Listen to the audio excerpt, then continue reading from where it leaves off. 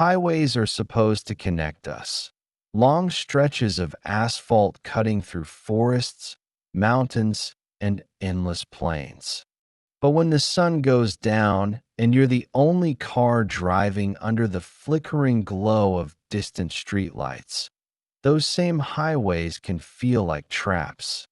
Places where time slows down, where shadows follow your headlights, and where not everything you see on the road belongs to the living. Tonight, we'll uncover three true terrifying stories from the highway. Stories shared by people who swore they'd never drive the same road again. A lone driver who picked up a mysterious hitchhiker only to watch her vanish into thin air. A trucker who saw something impossible, his own rig coming toward him from the opposite lane. And a young couple who took a wrong turn and ended up in a place that should not exist. These aren't just urban legends whispered around campfires. These are accounts from real drivers who experienced the unexplainable in the dead of night. And if you think it can't happen to you, remember this. Every driver who's lived to tell the tale once thought the same. So buckle up, turn down the lights, and stay with me until the very end, because the last story may just change the way you look at the road forever. Story 1. The hitchhiker who disappeared. It was just past midnight when Daniel found himself driving down a stretch of highway he rarely used. He was a careful man, not the type to take detours or wander off familiar roads. But on this night he had left work late and decided to take a shortcut home. The highway was empty, the kind of silence that presses against your ears until even the hum of your own engine feels unbearably loud. About 20 miles into the drive, he saw her, a young woman, maybe in her early 20s, standing by the side of the road with her thumb out. She wore a pale dress that looked strangely out of place, like something from another era. At first, Daniel thought he was imagining it. Who would be hitchhiking in the middle of nowhere at this hour? But as his headlights swept over her, she lifted her arms slowly, almost mechanically, asking for a ride. Against his better judgment, he pulled over. The girl climbed in without saying a word. She smelled faintly of damp earth and old perfume, a combination that made Daniel's skin crawl. He tried to break the silence. "Where are you headed?" he asked, forcing a polite smile.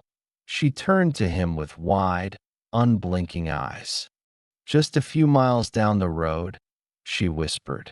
Her voice was thin, like it hadn't been used in years. Daniel nodded, trying not to stare. Something about her felt off. Her skin looked almost too pale, her hands folded neatly on her lap like a doll's. But he kept driving. For a few minutes, neither of them spoke. The only sound was the tires rolling over the cracked asphalt. Then, out of nowhere, the girl began to hum, a slow, haunting melody that Daniel couldn't place. The tune made the hairs on his arms stand straight. He gripped the wheel tighter, wishing the ride would end. Finally, she pointed toward an old wooden sign barely visible in the headlights. "Turn here," she said. Daniel hesitated.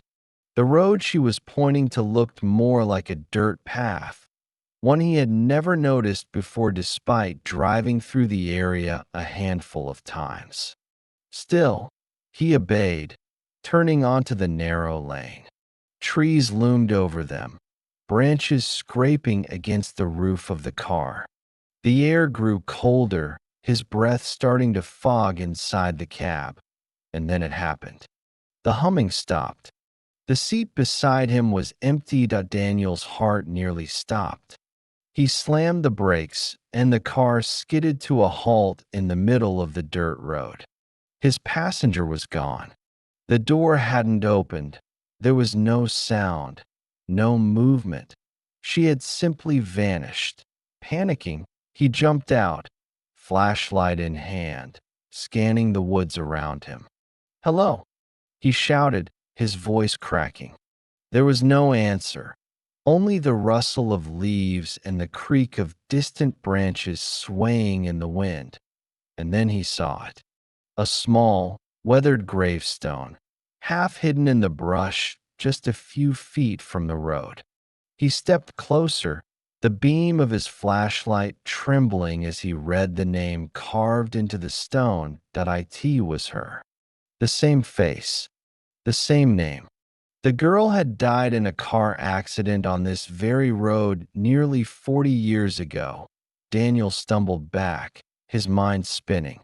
His car door was still open, the passenger seat faintly damp as if someone had been sitting there moments ago.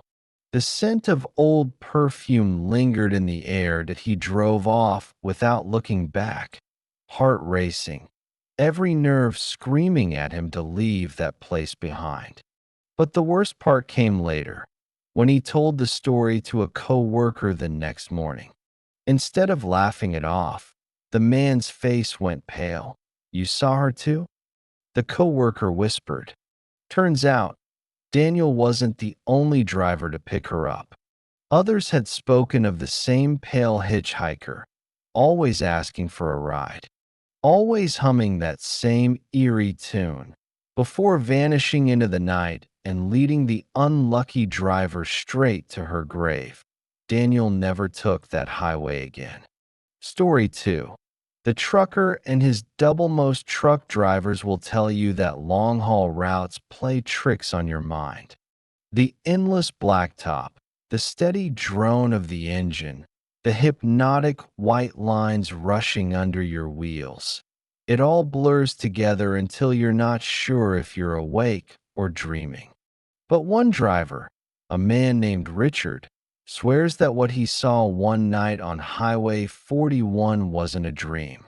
And he hasn't spoken of it often, because the memory still makes his blood run cold that it was around 3 a.m. when Richard found himself the only trucker on a lonely stretch of highway. He'd been on the road for 12 hours, pushing through exhaustion with bad coffee and cigarettes. His headlights cut through the fog, the world reduced to two pale beams and the occasional mile marker. That's when he saw it. Far ahead, in the opposite lane, another set of headlights appeared through the mist. At first, he thought nothing of it, just another trucker heading the other way. But as the distance closed, something began to gnaw at him. The truck's outline looked familiar, too familiar. When the rig finally broke through the fog, Richard's heart nearly stopped.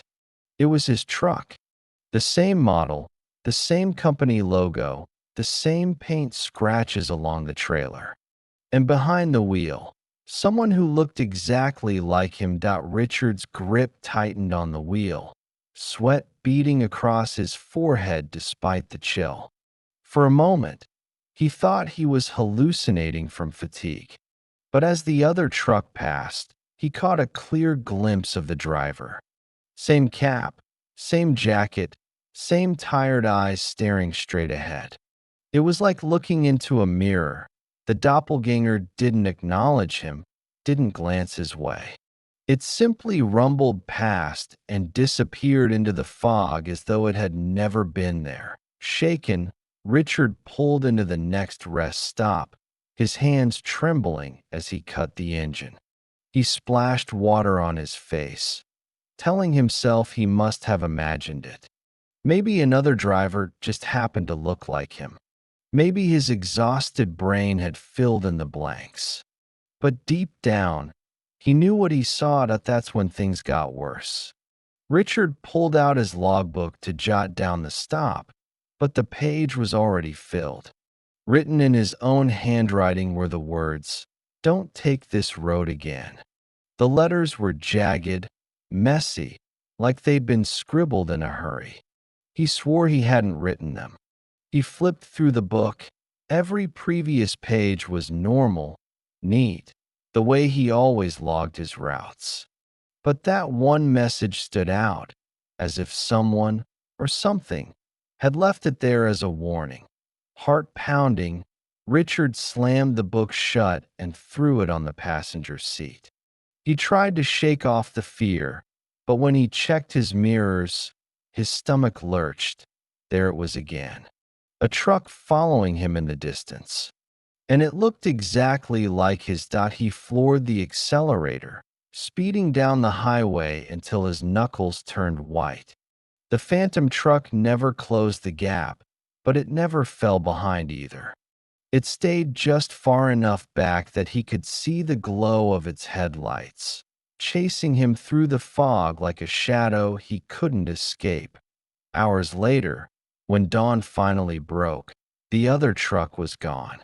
Richard pulled into a diner, exhausted, shaken, and pale.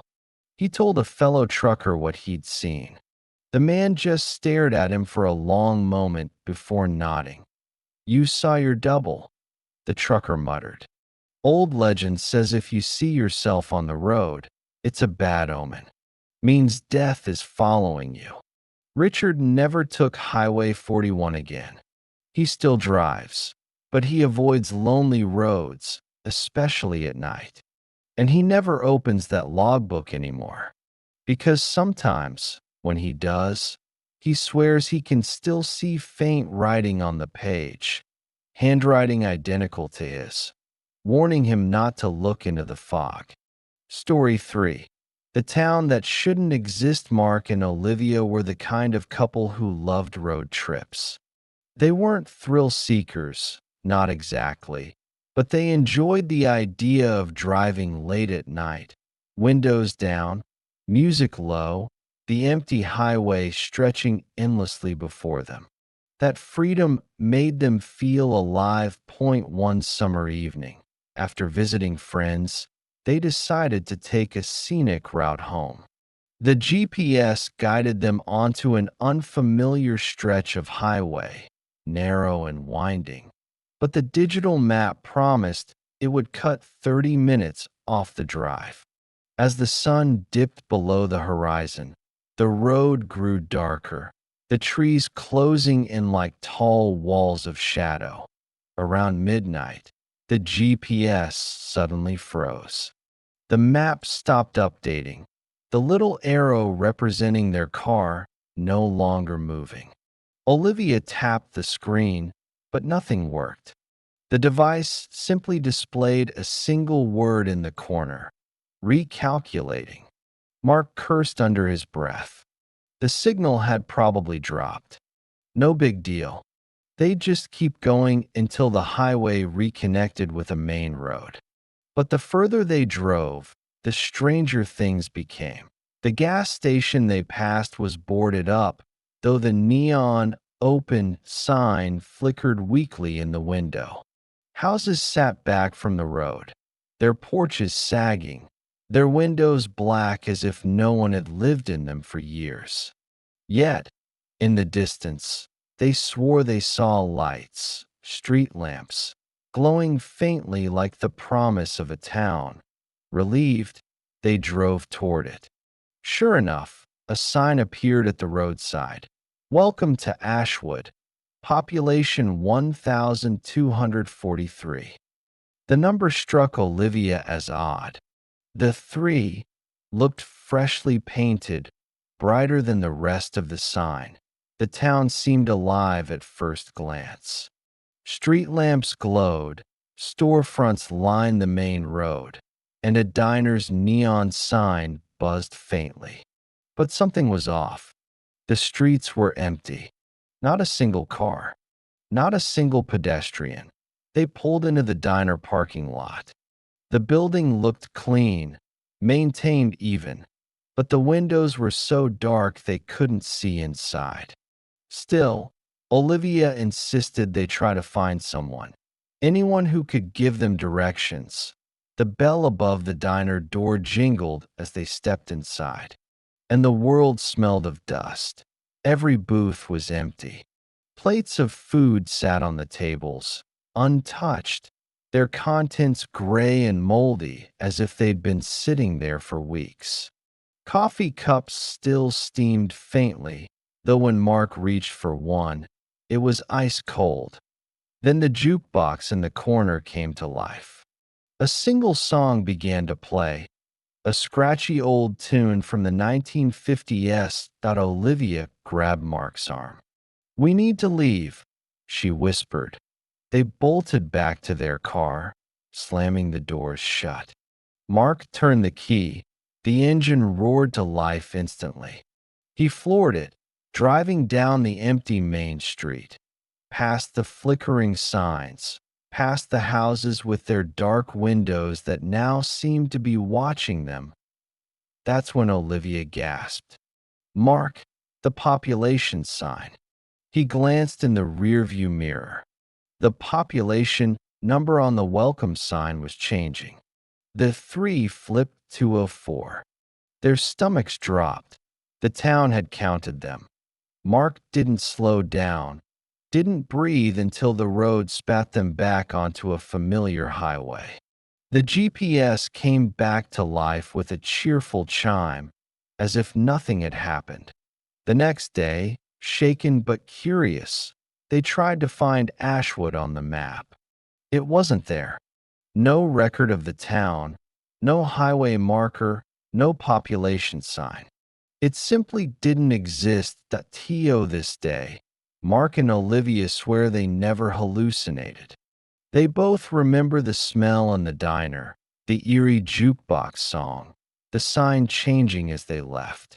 And every time they retell the story, they emphasize one chilling detail. Ever since that night, Olivia sometimes dreams of Ashwood. In the dream, the population number isn't 1,243 anymore. It's 1,245. Asterisk, asterisk, asterisk. Highways are supposed to take us home. They're meant to be familiar, safe, just another stretch of road between where you are and where you're going. But as these stories prove, sometimes the highway has other plans. Sometimes it shows you things you can't explain, things that follow you long after the trip is over. The next time you find yourself driving down a dark, empty road, ask yourself, are you really alone out there? Or is something watching from the shadows, waiting for your headlights to find it? If you made it this far, you're braver than most. But don't stop here. There are countless more terrifying stories waiting for you. So if you enjoyed this video, make sure to hit that like button, subscribe to the channel, and leave a comment down below. Tell me, would you ever dare to pick up a hitchhiker at night? Or keep driving if you saw a town that doesn't appear on any map? I want to know what you would do. Until then, stay safe out there. And remember, the highway never forgets who's traveled down its darkest roads.